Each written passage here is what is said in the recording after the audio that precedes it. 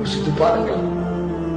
அதுவும் யோசித்து பாருங்கள், நம்முடைய வாலிப பெண்கள் ஆஹா எவ்வளவு ஜொலிக்கிறார்கள் பேஸ்புக்கிலே, எவ்வளவு ஜொலிக்கிறார்கள், எவ்வளவு அழகுள்ளவர்களாக இருக்கிறார்கள். போட்டோவை போட்டுக்கொண்டு ப்ரொஃபைல் பிக்சரை அப்படியே டிசைனாக வடிவமைத்துக் கொண்டு சுமையா பானு, எப்படி சுமையா பானு இந்த பெயரை சொல்லுவதற்கு நீ தகுதியற்றவள். உடனே எழுதுங்கள் அந்த பெண்ணுக்கு, நீ நரகத்தை நோக்கி சென்று கொண்டிருக்கிறாய், நீ சுமையா என்று சொல்லாதே, நீ அபூஜஹல், நீ ஒரு காபிருடைய மகன் என்று சொல்லிக் கொள்வதை. அப்படித்தான்.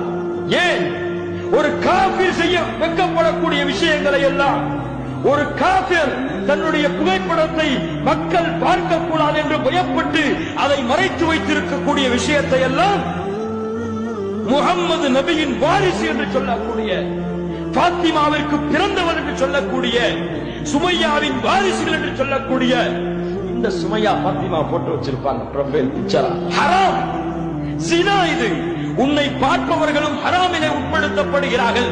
நீனும் அதை பார்க்க வைத்த குற்றத்திற்காக நாளை மறுமையிலே நிறுத்தப்படுவாய்.